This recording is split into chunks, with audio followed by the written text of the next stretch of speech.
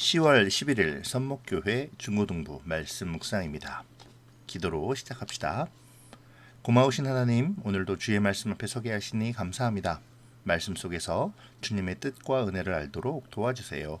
예수님의 이름으로 기도합니다. 아멘. 오늘 묵상할 말씀은 에스겔 32장 17절에서 32절까지의 말씀입니다.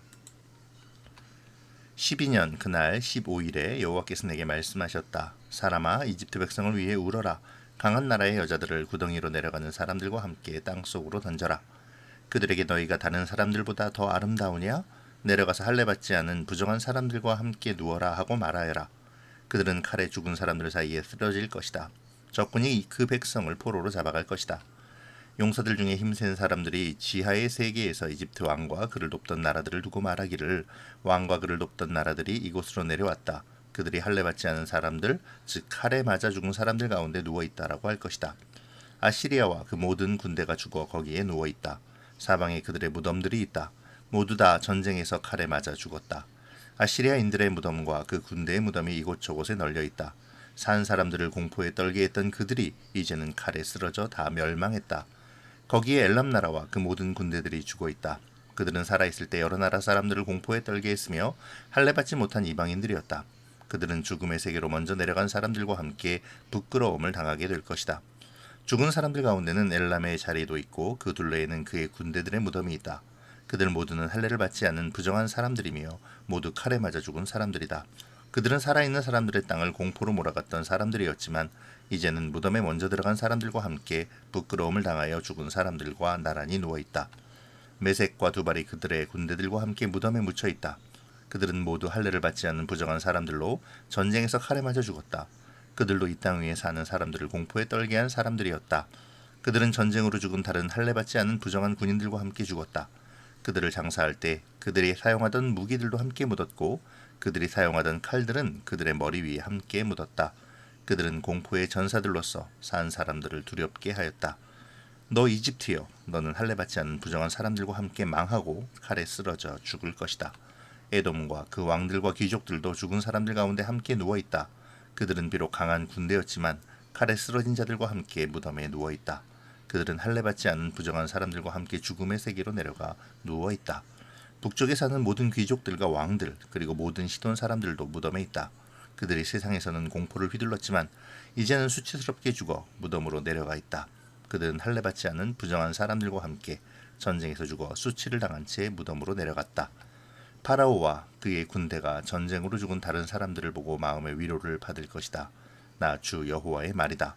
나는 한때 파라오가 살아있는 사람들의 땅에 공포를 몰아치도록 허락하였지만 이제는 그렇지 않을 것이다.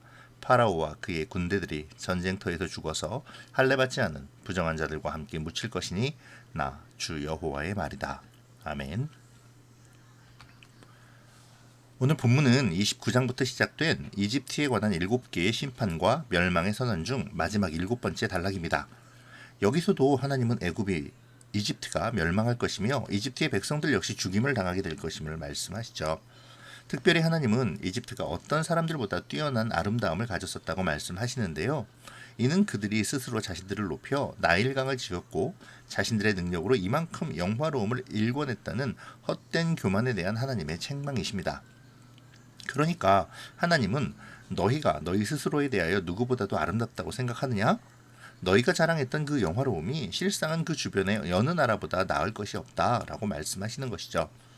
결국 하나님은 그들의 교만과 제약을 심판하셔서 그들이 하찮게 여겼던 주변의 나라들과 마찬가지로 그들을 죽음 가운데 던져버리심으로 그들은 던져버림을 당한 자들이 되고 말 것입니다. 그렇게 이집트와 그곳의 백성들은 하나님의 심판의 칼 앞에 죽임을 당한 주변의 나라들과 마찬가지로 멸망으로 들어가게 되죠. 이전에 막강한 권력을 가지고 천하를 호령하던 아스투르 제국이나 기타의 강성한 나라들도 하나님의 심판을 받아 음부로 내려갔으니까요. 그런데 그 멸망의 자리에는 이전에 막강한 권력을 가지고 천하를 호령하던 아시리아 제국을 비롯한 많은 나라들이 이미 들어가 있었습니다. 그들 역시 하나님의 심판으로 다 죽임을 당하고 멸망받은 자들이죠. 그들은 그들이 지은 죄의 대가에 따라 멸망의 자리, 곧 스월이라고 불리는 곳에 떨어져 있습니다. 그들은 각자 하나님 앞에 범죄한 강포와 죄악으로 말미암아 지옥의 구석진 곳에 위치하게 된 것이죠.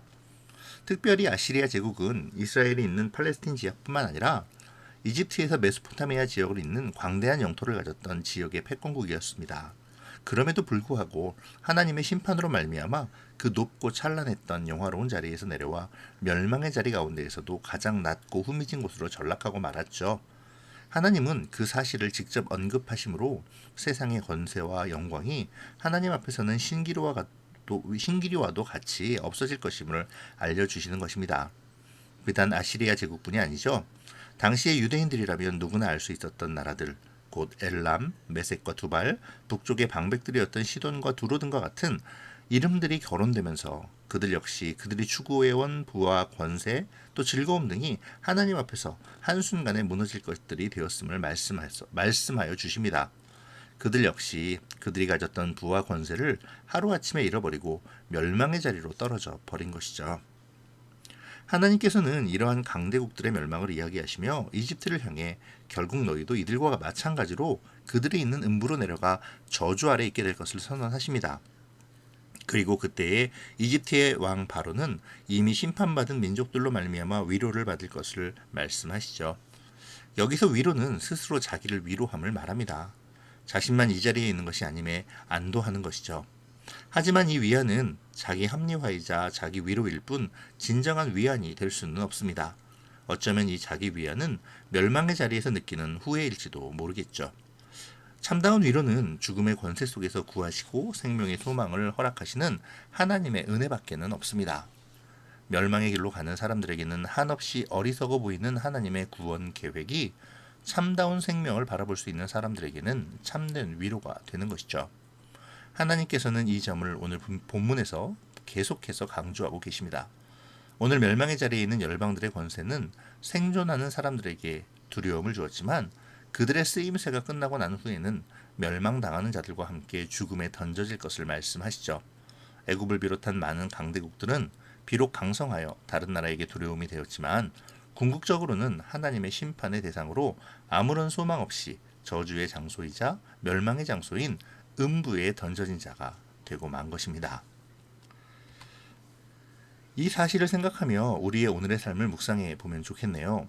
오늘 우리는 무엇을 추구하며 살아가고 있나요? 마치 이 땅에서의 삶이 전부인 양 살아가고 있지는 않습니까? 그래서 하나님을 등한시하고 세상이 원하는 스펙과 가치를 따라 살아가고 있지는 않는지요? 오늘 우리의 삶을 충실히 살아가는 것은 매우 중요한 일입니다. 하지만 그보다 더 중요한 것은 우리가 하나님의 자녀로서 하나님이 원하시는 삶을 살아야 한다는 것이죠. 오늘 본문은 우리에게 그 사실을 알려줍니다. 세상의 강대국들도 결국은 멸망하여 하나님의 심판의 자리, 지옥의 한켠에 자리하게 되었음을 보여주면서 우리의 오늘의 삶을 생각하게 하죠. 우리의 삶 가운데서 나의 삶이 하나님이 원하시는 삶이 무엇보다 중요함을 말이죠. 오늘도 우리에게 주어진 삶에 최선을 다하되 무엇보다 하나님이 원하시는 삶을 최우선으로 살아갈 수 있는 그러한 우리가 되어지기를 바랍니다. 그 일을 위해 말씀과 기도로 매일의 삶을 무장하기를 축복합니다. 기도로 마칠게요. 사랑의 하나님, 오늘도 말씀을 묵상하게 하시니 감사합니다. 주님, 오늘 말씀을 통해 역사의 주관자이신 하나님을 생각할 수 있게 도와주세요. 세상에서의 권력과 부유함을 위해 노력하는 나의 삶의 가치관을 이제 하나님의 영광을 위한 노력으로 바꾸어 하나님 중심의 삶을 살도록 도와주세요. 그 삶을 위해 말씀과 기도의 삶을 이어가는 우리가 되기를 소원합니다. 감사를 드리며 예수님의 이름으로 기도합니다. 아멘. 사랑하고 축복합니다.